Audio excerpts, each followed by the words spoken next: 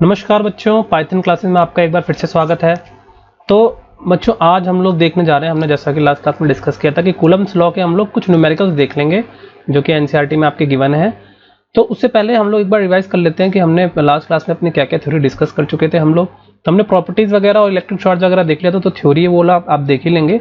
Charges का मैं एक बार बता देता हूँ कि ये जो फोर्स का था कूलम्ब्स लॉ, वो एक बार मैं आपको रिवीजन करवा देता हूँ। तो कूलम्ब्स लॉ क्या था फिर से लास्ट क्लास के अकॉर्डिंग हम लोग बताएंगे। तो कूलम्ब्स लॉ जो था वो मैंने आपको बताया था, जो फोर्स है between 2 point charges, let me choose a pen first. Between 2 point charges वो क्या होता है, डायरेक्टली प्रोपोर्शनल होता है उनके प्रोडक्ट के, ठीक है, और इनवर्सली प्रोपोर्शनल होता है square of the distance between the charges. Okay, तो जब हम लोग इसको रिजॉल्व करते हैं तो हम लोग लिख देते हैं कि force is equals to your, जब हम लोग डायरेक्टली प्रोपोर्शनल का या फिर इनवर्सली प्रोपोर्शनल का जब हम लोग साइन हटाते हैं और उसको इक्वल टू में लाते हैं तो हमको एक कांस्टेंट से मल्टीप्लाई करना होता है बच्चों, ठीक है। तो वो वही कांस्टेंट जो होता है हमारा वो के होता है। तो इसको हम लोग इस तरह से लिख देते थे, और के का मैंने आपको वैल्यू बताया था कि 1/4 पाई एप्सिलॉन नॉट होता है। और एप्सिलॉन नॉट हम लोग यूज करते हैं आपका वैक्यूम या फिर एयर होगा तब, अगर उसके अलावा कुछ हुआ तो आपको यहाँ लिखना पड़ेगा एप्सिलॉन नॉट। एप्सिलॉन मतलब कि उस मीडियम का जो आपका परमिटिविटी हो वो, और इसका रिलेशन मैंने आपको बताया था कि जो रिलेटिव परमिटिविटी से हम लोग इसका रिलेशन, रिलेटिव परमिटिविटी से हम एप्सिलॉन को डिफाइन करते हैं, जो कि क्या होता है, रिलेटिव परमिटिविटी होती है आपकी epsilon upon epsilon naught. Okay, तो अगर आपको एप्सिलॉन निकालना तो आप बोलेंगे कि epsilon r into epsilon naught. Okay, तो हम लोग का क्या कहने का मतलब है, अगर कोई और मीडियम आ गया एयर या वैक्यूम के अलावा, तो उसको हम लोग को मल्टीप्लाई करना होता है एक फैक्टर से जिसको हम लोग बोलते हैं रिलेटिव परमिटिविटी। ओके, यहाँ तक हम लोगों ने डिस्कस कर लिया था। और फिर हमने जब वेक्टर फॉर्म में इसको लेकर के आए थे हम लोग फोर्स को, तो हमने बोला था कि भाई एफ सपोज 2 के ऊपर जो चार्ज लग रहा है, चार्ज 2 के ऊपर जो फोर्स लगेगा उसको हमने बोला कि force on 2 due to 1, F21 की तरह हम लोग इसको डिनोट किए। तो वो क्या होता है आपका बच्चों, F21 होता है, और उसका हमने डायरेक्शन इस तरह से दिखाया था। तो बच्चों इसमें एक पॉइंट मेरे को और ऐड करना है, मैंने यहाँ पे दिखाया तो था कि F12 is equal to F21, लेकिन इसका मैग्नीट्यूड बराबर होगा। ओके, क्योंकि अगर F12 इसी तरह से लगाएंगे तो हम लोग बोलेंगे इस तरफ हमारा F12 लगेगा, है ना।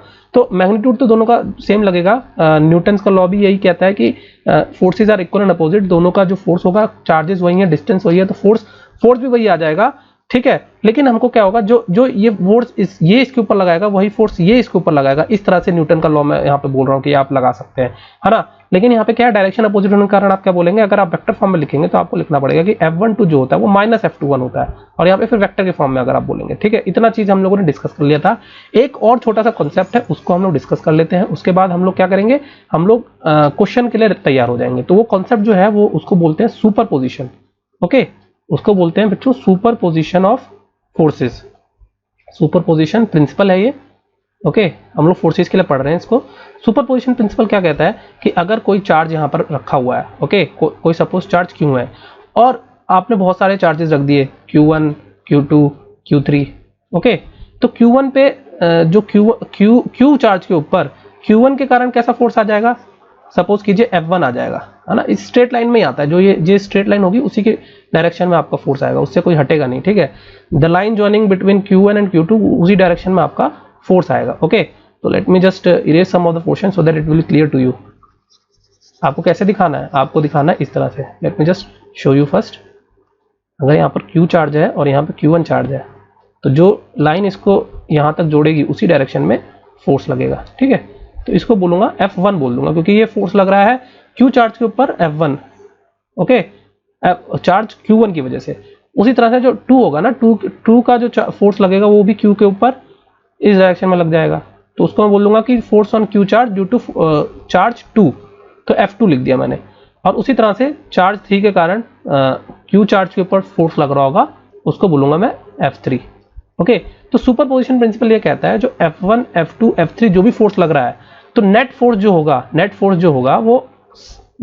होगा वो इसका हम लोग वेक्टर सम बोल सकते हैं, ठीक है। यानी वेक्टर सम बोले तो F1 plus F2 plus F3।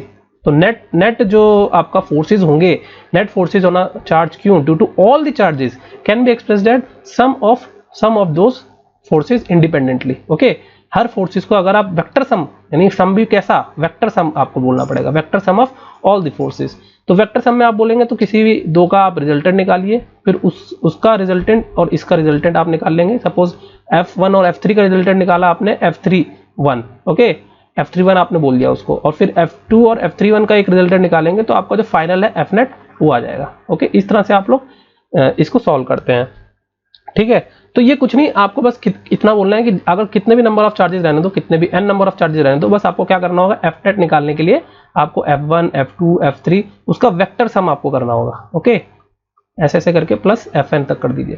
तो यही जो होता है ना, इसी को बोलते हैं superposition principle. Superposition principle मतलब कोई फोर्स किसी की वजह से, किसी दूसरे चार्ज की वजह से कम या ज्यादा नहीं हुआ, है ना। मतलब ऐसा नहीं है कि जो फोर्स जो था F1 जो फोर्स है, ठीक है, जो कि चार्ज Q1 की वजह से लग रहा था, तो Q2 के आने से वो F1 फोर्स जो है वो कम हो गया या ज्यादा हो गया, है ना। इंडिपेंडेंटली हम इसको वेक्टर सम की तरह ऐड कर सकते हैं, इसका मतलब ये होता है। ठीक है, सुपरपोजिशन मतलब यही होता है। ओके, अब जब हमने सुपरपोजिशन प्रिंसिपल पढ़ लिया है तो बच्चे अब हम लोग रेडी हैं अपना एनसीईआरटी का न्यूमेरिकल देखने के लिए।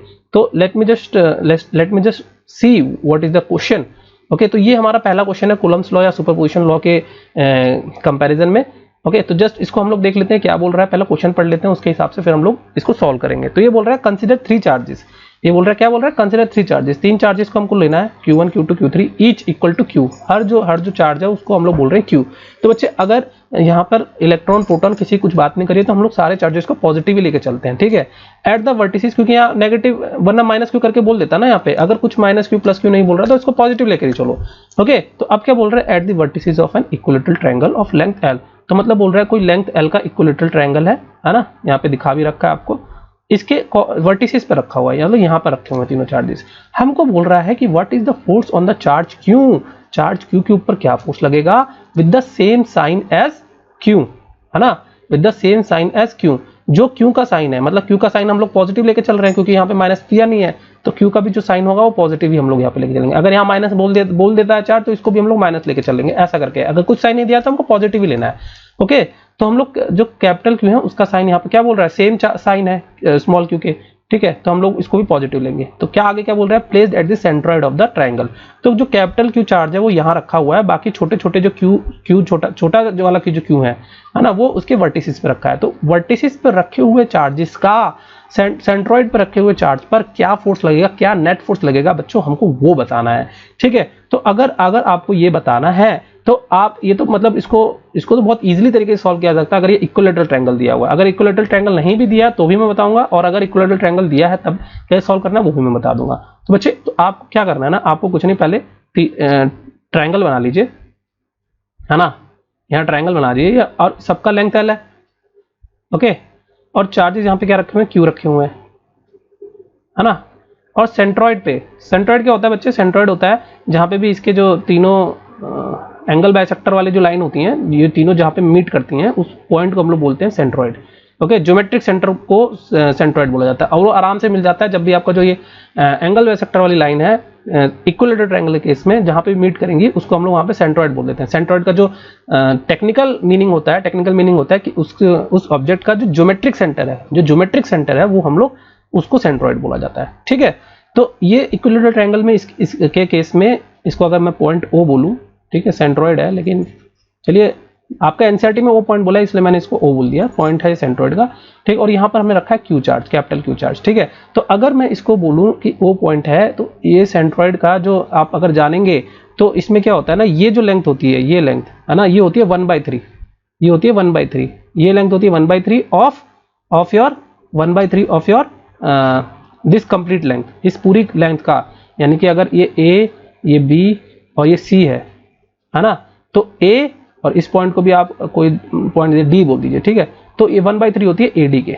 ठीक है, जो लाइन आपकी परपेंडिकुलर बाइसेक्टर जो मैं बोल रहा हूँ, ये परपेंडिकुलर बाइसेक्टर का 1/3 होती है, ये डिस्टेंस 1/3 होता है ना। तो ये डिस्टेंस क्या हो जाएगा, ये 2/3 हो जाएगा, है ना। तो सेंट्रोइड की डेफिनेशन के अकॉर्डिंग यही होता है कि ये जो डिस्टेंस है ये आपका 2/3 है, सॉरी 1/3 है। ओके, और ये डिस्टेंस जो होगा वो 2/3 होगा, this is 2/3 and this is 1/3। Okay, ये डिस्टेंस 1/3। ओके, तो हमको क्या करना है, हमको अभी डिस्टेंस वगैरह से लेना देना नहीं है, हमको पहले अपन सुपरपोजिशन से हम लोग पहले देखेंगे भाई दिख कैसा रहा है फोर्स, है ना, सुपरपोजिशन। तो मैं इसको एक आसान तरीके से सॉल्व करके बता दूंगा, और अगर वो जो टिपिकल मेथड एनसीईआरटी में बताया उसको भी बता दूंगा। ठीक है, तो आप लोग क्या कीजिए, पहले यहाँ पर कैपिटल Q बनाइए, है ना, और आप लोग ये देख सकते हैं कि यहाँ 3 डॉट मैंने बना दिए। अब इसको मैं फोर्सेस को बना देता हूँ। ठीक है, फोर्सेस बनाने के लिए हम थोड़ा डिफरेंट पेन यूज करेंगे। तो चलिए देखिए, आप क्या करेंगे, तो सीधा आप लाइन ज्वाइन किया वही आपका फोर्स हो जाएगा। तो एक ये F1 फोर्स हो जाएगा। अगर यहाँ पे Q1 रखा है, यार Q रखा है, 1 मैंने इसे नंबरिंग दे दिया, यहाँ पे भी Q रखा होगा, ठीक है, यहाँ पे भी Q रखा होगा, ये 3 पॉइंट है हमारे पास, ठीक है। तो अब इसके कारण क्या होगा, इसके कारण भी हमारा जो होगा ना वो इस डायरेक्शन में आ जाएगा। ओके, तो ये हो जाएगा F2। आ रहा समझ में आपको? अच्छा, अब ये एंगल और ये एंगल तो सेम ही है, तो क्या हो जाएगा, ये एंगल एक्चुअल में क्या होता है, ये आपका क्या है, ये आपका इक्विलेटरल ट्रायंगल है ना। तो ये वाला जो एंगल हो जाएगा वो क्या हो जाएगा, ये 60 डिग्री है, ये 60 डिग्री है, तो ये हो जाएगा आपका 120 डिग्री। क्यों? क्योंकि इसका जस्ट डबल होता है। और दूसरा आप ये भी दे सकते हैं, ये 30 डिग्री हो जाएगा, है ना। ये कंप्लीट एंगल 60 है, तो ये 30, ये 30, 30, 60, और ये कितना हो जाएगा, 120 हो जाएगा। तो ये भी 120 डिग्री है। अब 120 डिग्री है, और तीसरा आप अगर फोर्स देखें, तो कैसा लगेगा, इसके कारण लगेगा, है ना। एक मिनट, इसके कारण लगेगा और वो इस तरफ लगेगा, है ना। ऐसे तो लगता है भाई कि Q1 से लाइन बनाई तो 1 के कारण जो फोर्स होगा वो इस तरफ जाएगा, 2 के कारण जो फोर्स होगा वो इस तरफ जाएगा, और 3 के कारण जो फोर्स होगा, रिपल्शन फोर्स होगा, दोनों लाइक चार्जेस हैं तो वो इस तरफ जाएगा।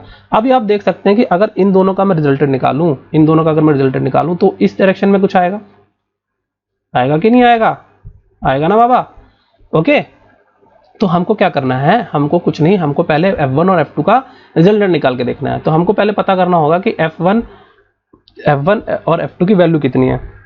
तो अभी आप देखिए, ये डिस्टेंस तो मैंने बता दिया आपको, ये डिस्टेंस तो आपको ये डिस्टेंस मैंने आपको बता दिया था, इस पूरे लेंथ का 1/3 होगा। हमको निकालना है ये डिस्टेंस। तो ये डिस्टेंस बड़े आराम से निकाल सकते हैं बच्चों आप। ये डिस्टेंस आप कैसे निकालेंगे, आपको निकालने का तरीका क्या है, बहुत ही आसान है। ये अगर 1/3 है तो ये 2/3 होगा, ये भी 2/3 होगा, ये भी 2/3 होगा, ये भी 1/3 होगा। तो कैसे निकालेंगे ये डिस्टेंस, तो आप पहले ये ट्रायंगल ले लीजिए, मतलब AD और C ट्रायंगल ले लीजिए। तो ADC ट्रायंगल अगर मैं लूंगा, ये मैंने ADC ट्रायंगल बना दिया यहाँ पे बच्चों, है ना। ADC ट्रायंगल बना दिया है, और जो आपका O पॉइंट है ना वो यहाँ कहीं है ना, क्योंकि ये 2/3 है और ये 1/3 है ऑफ, अगर ये L है और 2/3 इसका, इस पूरे पोर्शन का 2/3 और इस पूरे पोर्शन का 1/3, तो ये तो L है। और ये कितना है, ये बच्चे, ये अगर आप देखेंगे तो ये 60 डिग्री होगा, इक्विलेटरल ट्रायंगल है। तो हमको निकालना है कि ये AD की लेंथ कितनी है। तो AD बच्चे आप कैसे निकालेंगे, AD आप बता देंगे कि सर sin 60 डिग्री अगर मैं ले लूँ, sin 60 डिग्री ले लूँ, तो AD अपॉन कितना हो जाएगा, AD अपॉन L आपका हो जाएगा sin 60 डिग्री। तो अगर AD की वैल्यू बोलूँ तो AD हो जाएगा L sin 60 डिग्री, है ना। sin 60 डिग्री कितना होता है बच्चे, √3/2 होता है, ऑफ L हो जाएगा। तो बच्चे ये वाली लेंथ कितनी हो जाएगी, ये वाली लेंथ आपकी 2/3 हो जाएगी। तो आप बोलेंगे AO हो जाएगा आपका 2/3 ऑफ AD, है ना। तो उसको आप क्या लिख देंगे, 2/3 इंटू √3/2 L, ये कट गया, ये बच जाएगा L/√3 हो जाएगा। आगे समझ में, AO हो जाएगा आपका L/√3, और OD यानी ये जो लेंथ है, OD आपका 1/3 था, तो आप OD भी चलिए निकाल लीजिए। OD क्या हो जाएगा, 1/3 ऑफ AD, यानी कि 1/3 ऑफ √3/2 ऑफ L। तो आप क्या लिख देंगे यहाँ पे आप लिख देंगे L/2√3। Okay, L/2√3। वैसे OD का जरूरत नहीं पड़ेगा, AO से ही सारे क्वेश्चन हो जाएंगे। अभी देखिए आप क्या, अब आप फोर्सेस निकाल के देख लीजिए। आप फोर्सेस आपको निकालना है, तो F1 आप क्या लिखेंगे, तो ये जो डिस्टेंस है ये आपका बच्चे हो जाएगा ना। देखिए ये भी तो वही है ना, ये टोटल वही है, तो ये 2/3 हो जाएगा, तो ये डिस्टेंस भी क्या हो जाएगा आपका, L/√3 हो जाएगा, है ना। समझ में आ रहा है बच्चे आपको? Late me just clear it first. अब मैं आपको थोड़ा सा दूसरे कलर से करके बता देता हूं। तो बच्चे ये जो डिस्टेंस मैं आपको मार्क करने जा रहा हूं, ये डिस्टेंस और बच्चे ये वाला डिस्टेंस, ये सब मेरे L/√3 है, L/√3, है ना। अभी मैंने निकाल के दिखाया, सब सिमेट्री है ना, सब सिमेट्री है तो सब एक जैसे हो जाएंगे, ठीक है। बाकी जो छोटे छोटे डिस्टेंस है, ये वाला डिस्टेंस, ये वाला डिस्टेंस, ये वाला डिस्टेंस, ये सब हो जाएंगे L/2√3। ओके, तो अब आपको कुछ नहीं करना, पहले F1 की वैल्यू निकाल लीजिए। F1 की वैल्यू निकालिए। F1 की वैल्यू आप कैसे निकालेंगे, F1 की सर K होता है, Q1 Q2 होता है अपॉन R² होता है। तो Q तो सेम है और कैपिटल Q2 हो जाएगा, है ना। और R का जो डिस्टेंस है, अगर आप इसके ये वाला डिस्टेंस लेंगे, अगर 1 के लिए देख रहे हैं, तो ये डिस्टेंस कितना है, ये डिस्टेंस है आपका L/√3। L/√3 का अगर आप स्क्वायर कर देंगे तो ये वैल्यू आ जाएगी आपकी, कितनी आ जाएगी, 3KQQ अपॉन L²। ओके, तो ये हो जाएगा आपका फर्स्ट। अगर इसी तरह से देखिए, जितना F1 लग रहा है उतना ही तो F2 भी लगेगा, क्योंकि डिस्टेंस तो वही है ना, इन दोनों के बीच में वही डिस्टेंस है, ये वाला डिस्टेंस। तो आप लोग क्या बोलेंगे, ये भी हो जाएगा आपका कितना, ये भी हो जाएगा, F2 भी आपका कितना हो जाएगा, आपका हो जाएगा के Q upon L by root 3, मतलब वही आ जाएगा, एल स्क्वायर आ जाएगा। तो ये हमारा 2 हो गया। इस तरह से एनसीईआरटी में सॉल्व किया लंबा लंबा, ठीक है। और फिर इसका जो 3 है, 3 जो है, 3 को अगर आपको निकालना है तो 3 भी उसी तरह से आप निकाल लेंगे, है ना। तो 3 भी आपका अगर आप निकाल के देखेंगे तो यही आ जाएगा, यानी कि क्या आ जाएगा 3 के क्यू के अपॉन एल स्क्वायर। ये भी आपका क्या हो जाएगा, F3 के बराबर हो जाएगा। आया बच्चे आपके समझ में? तो इस तरह से कुछ ये आ जाती है वैल्यू, ओके। तो अब हम लोग क्या करेंगे, इन दोनों का रिजल्टेंट निकाल के देखेंगे। 1 और 2 का हम लोग रिजल्टेंट निकाल के देखेंगे। तो 1 और 2 का अगर आप रिजल्टेंट निकालेंगे तो रिजल्टेंट क्या होता है बच्चों, रिजल्टेंट क्या होता है, आपने वो पढ़ा है ना पैरेललोग्राम थ्योरम। तो F1 square plus F2 square, हाँ, F1 square plus F2 square plus 2 F1 F2 into cos, उनके बीच का एंगल, तो उनके बीच का एंगल तो 120 डिग्री है ना। तो 120 डिग्री के आप क्या लिखेंगे, 120 डिग्री को बच्चे आप लिखते हैं माइनस cos 60 डिग्री, है ना। cos 120 डिग्री था तो उसको लिखेंगे माइनस cos 60 डिग्री, तो यहाँ क्या हो जाएगा, माइनस हो जाएगा, ठीक है। और F1 F2 की वैल्यू बराबर है, F1 F2 की वैल्यू बराबर, तो F1 स्क्वायर और F2 स्क्वायर ऐसे लिखेंगे आप फिर इसको, है ना। इसको फर्दर सॉल्व कीजिए, F1 को F ही लिख दिया, F2 को आपने वापस से F लिख दिया, और यहाँ पर ये माइनस हो जाएगा, माइनस कितना हो जाएगा, 60 डिग्री है तो माइनस 1/2 हो जाएगा, तो ये कट जाएगा, समझ रहे हैं आप। अरे भाई इन दोनों के बीच में एंगल कितना है, 120 डिग्री है, तो 120 डिग्री को लिखते हैं माइनस cos 60 डिग्री, तो ये प्लस की जगह क्या हो जाएगा, minus cos 60 degree. cos 60 degree क्या होता है, cos 60 डिग्री होता है आपका 1/2, तो 1/2 और 2 कट जाएगा, तो यहाँ पे आ जाएगा क्या, माइनस एफ स्क्वायर। आया समझ में, और एफ की जगह एफ स्क्वायर हो जाएगा, तो ये और ये कट गया, तो इसकी वैल्यू हो जाएगी एफ। तो मतलब इसका ये हो गया कि एफ वैल्यू का जो फंक्शन है इनका रिजल्टेंट कुछ इस तरह से आएगा, वो एकदम सेंटर पे आएगा ना, क्योंकि ये 60 और ये 60 मतलब बीच में आना चाहिए ना, रिजल्टेंट जो है एकदम बीच में आएगा। और आप देखेंगे तो F3 भी इसी डायरेक्शन में, और F3 की वैल्यू भी F के बराबर है, तो क्या हो जाएगा, एक F ऊपर है एक F नीचे है, तो दोनों F की जो वैल्यू है वो बराबर है, तो हम बोल देंगे जो नेट फोर्स है F नेट जो होगा वो क्या हो जाएगा, F minus F equal to 0 हो जाएगा। ऐसे में तो नेट इसके ऊपर जो फोर्स लग रहा था बच्चों वो आपका 0 निकल करके आता है। तो अगर आपको समझ में आया इसको, तो आप एक बार दोबारा कॉपी में अपने इसको बनाकर देख लेंगे कि भाई फोर्सेस कैसे लगे हुए हैं, हमने कैसे निकाला हुआ है, डिस्टेंस कैसे निकाला है, सेंट्रॉइड का जो फॉर्मूला होता है वो कैसे यहाँ पे कैसे हमने अप्लाई किया, 2/3 होता है 1/3 होता है, ऐसा करके हमने बताया यहाँ पर।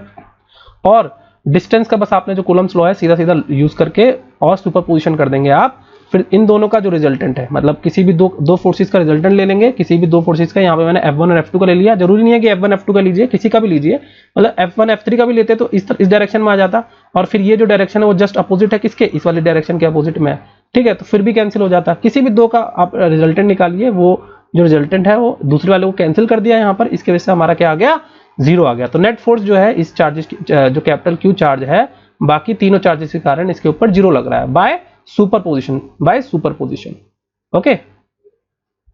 तो वेक्टर एडिशन मतलब क्या होता है कि हमको वेक्टर हमको सॉल्व करना है, हमको रिजल्टेंट जो है पैरेललोग्राम थ्योरम से हमको रिजल्टेंट निकाल के देखना पड़ेगा, ओके। वेक्टर एडिशन मतलब यही होता है कि रिजल्टेंट निकाल के देखना। अब आ जाते हैं हम लोग दूसरे क्वेश्चन के ऊपर। दूसरा क्वेश्चन जो है हम लोग एक बार पढ़ लेते हैं, हमारे जो एनसीईआरटी में क्या दिया हुआ है। दूसरा क्वेश्चन बच्चों दिया हुआ है कि देखिए यहाँ पर सॉल्व करके देखिए वही सब आया 3, देखिए यहाँ पे देख लीजिए, है ना, 3 जो हमने निकाला 3, तो जो F2 F3 यहाँ पे इसने सॉल्व कर दिया था, तो उसका जो रिजल्टेंट है वो वापस से यही आ गया, है ना। और बाकी का जो F1 था, F1 के साथ नेगेटिव कैंसिल हो गया, ऊपर नीचे जो है एक ऊपर गया होगा एक नीचे गया होगा, दोनों कैंसिल करके जो आ गया नेट आ गया वो 0 आ गया आपका, है ना। तो इस तरह से ये सॉल्व किया। अभी हम लोग नेक्स्ट क्वेश्चन पे आते हैं। नेक्स्ट क्वेश्चन क्या बोल रहा है, कंसीडर द चार्जेस Q और माइनस Q। अच्छा, placed at the vertices of an equilateral triangle as shown in the figure, what is the force of on each charge. हर एक चार्ज के ऊपर कितना फोर्स लग रहा है हमको ये बताना है बच्चों, है ना। तो हम लोग वापस इस स्लाइड के ऊपर आ जाते हैं। अब ये क्या बोल रहा है कि तीन चार्जेस हैं, एक चार्ज है Q, दूसरा चार्ज है Q, एक चार्ज है माइनस Q। इनमें से तीन में से एक चार्ज हमारा माइनस Q है और दो चार्जेस QQ हैं, और ये इक्विलैटरल ट्रायंगल बोला ना, जस्ट हमको एक बार देख लेते हैं, है ना।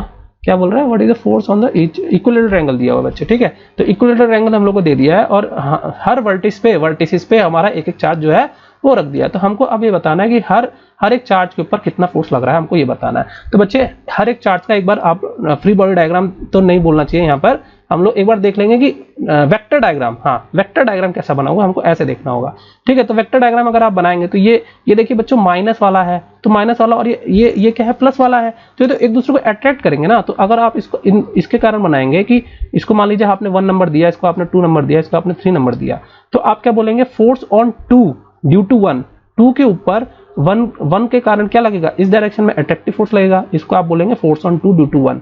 ओके, और फोर्स ऑन 2 ड्यू टू 3 क्या लगेगा, फोर्स ऑन 2 ड्यू टू 3। तो ये तो रिपेल करेगा एक दूसरे को, रिपेल करेगा मतलब इन दोनों के जो लाइन ज्वाइन कर रही है ना, अभी एक दूसरे को रिपेल करेंगे तो क्यू चार्ज क्या होगा, भाग जाएगा इधर से, है ना, इसकी तरफ नहीं आएगा। और ये माइनस है तो ये इसकी तरफ आएगा, अट्रैक्ट करेगा ना, तो इसकी तरफ जाएगा, जो ये वाला चार्ज है वो इसकी तरफ जाएगा। लेकिन अब इस वाले में क्या होगा, इस वाले में क्या होगा, दोनों लाइक चार्जेस हो गए। इस वाले केसेस में क्या हुआ, दोनों लाइक चार्जेस हो गए, तो ये वाला जो चार्ज है दूर भागेगा इससे, तो इस डायरेक्शन में आ जाएगा। तो इसको क्या बोलूंगा मैं, F31 बोलूंगा, सॉरी 2-3 बोलूंगा। ओके, 2-3 क्या नाम हो गया, force on 2 due to charge at 3, force on 2 with respect to charge at 3, तो F23 हो गया। अब इसका जो रिजल्टेंट है मैं बोलूंगा बच्चे, क्या बोलूंगा, F2 हो जाएगा। ठीक है, इन दोनों का रिजल्टेंट यानी F21 और F3 का जो रिजल्टेंट होगा मैं बोलूंगा वो नेट फोर्स हो जाएगा F2। तो सुपरपोजिशन के हिसाब से F2 जो होगा वो आपका क्या हो जाएगा, force on 2 due to 1 plus force on 2 due to 3। Okay, तो इन दोनों का सम जो हो जाएगा वो हो जाएगा आपका, यानी रिजल्टेंट जो हो जाएगा वो हो जाएगा आपका फोर्स, टोटल फोर्स या net force on second charge. उसी तरह से अगर आप इस वाले चार्ज का बनाएंगे बच्चे, तो ये तो इसमें भी इसकी तरफ अट्रैक्ट होगा, और अगर आप देखें तो यहाँ पे भी तो अनलाइक चार्जेस है, तो ये इसकी तरफ भी अट्रैक्ट होगा, तो इसका जो नेट फोर्स हो जाएगा वो इस तरह से बनेगा। तो ये वाला तो आप बोलेंगे F12 बोलेंगे और इसको बोलेंगे F13 बोलेंगे, इसका जो नेट आ जाएगा 1 आ जाएगा।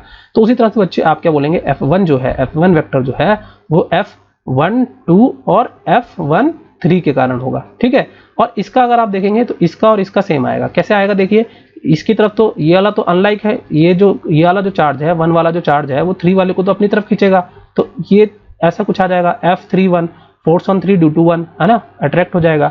लेकिन ये वाला जो चार्ज है इसको बाहर की तरफ फेंकेगा, है ना, रिपेल करेगा, तो आप क्या बोलेंगे, force on 3 due to 2 is in this direction. तो आपने क्या बोल दिया कि अब इन दोनों का जो रिजल्टेंट होगा ना वो इस डायरेक्शन में कुछ आ जाएगा, है ना, तो इसको आप बोलेंगे F3। तो F3 को आप बोल देंगे F3 is nothing but your F31 plus your F32।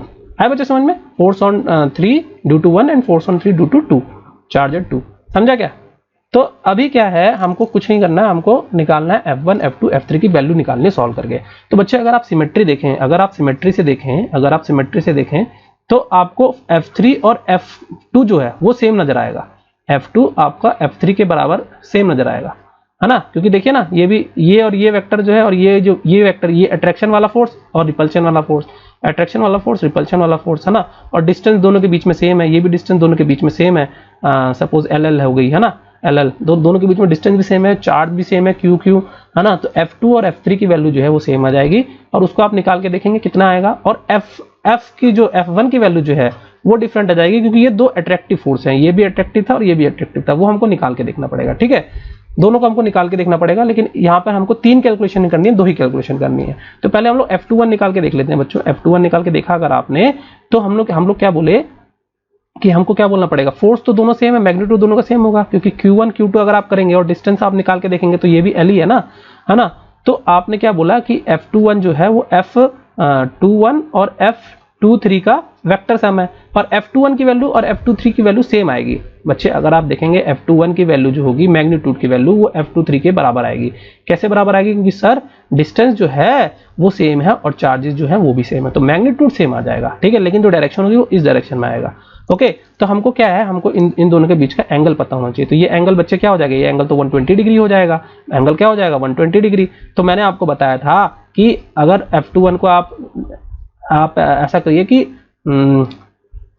x मान लीजिए, है ना, और x की वैल्यू क्या हो जाएगी, अगर आपको फर्दर तोड़ने की जरूरत है तो x की वैल्यू आपकी हो जाएगी 4q1 q2 upon L square, है ना, सिंपल हमको लिखना है। तो खाली x ले लीजिए, इस पूरे के वैल्यू को हम लोग x ले लेते हैं। ठीक है, x लेके अभी सॉल्व करा तो हम लोग क्या बोलेंगे कि F21 भी x के बराबर होगा और आपका F23 भी जो है वो भी x के बराबर आ जाएगा। समझ में आया बच्चों कि दोनों x के बराबर क्यों हो गए, क्योंकि भाई दोनों का मैग्नीट्यूड Q1 Q2 दोनों फोर्स जो है वो आप निकालेंगे तो Q1 Q2 तो दोनों यहाँ पे Q स्क्वायर लिख दोगे आप, और डिस्टेंस दोनों के बीच में L है, ये डिस्टेंस भी L है और ये डिस्टेंस भी L है, तो जो फोर्स 21 लग रहा होगा वही 2 3 भी उसी के बराबर आएगा, खाली डायरेक्शन दोनों की अलग अलग होगी। तो इसको x बोल दीजिए, तो इसका भी मैग्नीट्यूड जो है वो भी x आ जाएगा। ठीक है, अब इन दोनों का अगर हम लोग को रिजल्टेंट निकालना है बच्चे, अगर हम इनका रिजल्टेंट निकालना है तो हम क्या बोलेंगे, f2 बराबर हम क्या बोलेंगे, बाय पॉलिनोमियल फोर्स पॉलीगन के अकॉर्डिंग f2 1 का स्क्वायर प्लस मतलब पहले वेक्टर का स्क्वायर प्लस दूसरे वेक्टर का स्क्वायर प्लस 2 इंटू पहला वेक्टर इंटू दूसरा vector into cos of the angle between them, angle is 120 degree. तो मैंने फिर से बताया था बच्चों, पहले भी बताया था, cos 120 को आप लिख सकते हैं cos 60 डिग्री और cos 60 डिग्री, तो ये माइनस वाला यहाँ पर आ जाएगा, यहाँ पर ये माइनस हो जाएगा, और cos 60 डिग्री 1/2 होता है, तो 1/2 और 2 यहाँ से कट जाएगा। आया समझ में? तो ये वापस से क्या हो जाएगा, अगर इसको मैं लिखूं तो f21 को मैंने बोला x स्क्वायर है, ये भी x स्क्वायर है, तो ये क्या हो जाएगा माइनस x इंटू एक्स, यानी x स्क्वायर हो जाएगा, ये कट जाएगा, तो हमारा x ही आ जाता है। तो यानी f2 जो होगा आपका वो भी बच्चे x के बराबर आ जाएगा, और ये भी ये f3 के बराबर था, है ना, f2 और f3 तो मेरा बराबर था, यहाँ पे मैं क्या लिख दूंगा, x लिख दूंगा। ओके, अब मुझे अगर f1 निकालना है तो f1 में बच्चे मैं क्या लिखूंगा, अब देखो ये दोनों एंगल जो है, ये दोनों फोर्सेस हैं f12 और f13, इन दोनों के बीच में जो एंगल है बच्चे वो क्या है, वो 60 डिग्री का है। हाँ, तो मैं f1 अगर मुझे निकालना तो मैं क्या लिखूंगा, पहला जो फोर्स है f12 उसका स्क्वायर प्लस दूसरा जो फोर्स है f13 उसका स्क्वायर प्लस f1 f2, यहाँ पे 2 आ जाएगा, 2 into just erase, let's erase some more portion. बच्चे क्या लिखेंगे हम लोग लिख देंगे, यहाँ से हम लोग लिख देंगे plus 2 f12 f13 cos of 60 degree. तो बच्चे cos ऑफ 60 डिग्री क्या होता है, 1/2 होता है, तो 1/2 और 1/2 यहाँ से कट गया। अभी f12 क्या है, f12 भी तो x के बराबर ही है ना। मैंने बताया था बच्चों, आपको एक चीज बताई थी कि f12 is equal to f21 होता है, लेकिन खाली क्या होता है, नेगेटिव डायरेक्शन में, मतलब अपोजिट डायरेक्शन में होता है ना, तो यहाँ पे माइनस आ जाता है बस, है ना। तो यहाँ पे अगर हम लोग मैग्नीट्यूड यहाँ पे हम लोग सबका लिख रहे होते हैं, यहाँ पे हम लोग को कोई वेक्टर नहीं लिखना होता, तो हम लोग यहाँ पे लिखते हैं x square plus x square, और ये हो जाएगा क्या, प्लस x स्क्वायर, तो हमको क्या लिखना होगा 3x स्क्वायर, है ना, और ये इसके ऊपर रूट, तो हम लोग क्या बोलेंगे √3x, है ना। तो f1 की वैल्यू जो है वो √3x आ जाएगी, तो आप लोग क्या बोलेंगे, यहाँ पर बोलेंगे √3x, है ना। और x की वैल्यू क्या हो जाएगी बच्चों, x की वैल्यू हो जाएगी आपकी k q1 q2 upon r square. आया समझ में? तो बच्चे f2 और f3 में आपका x हो जाएगा, और f1 के ऊपर जो हमारा फोर्स लग रहा होगा वो हो जाएगा √3 ऑफ x, ठीक है।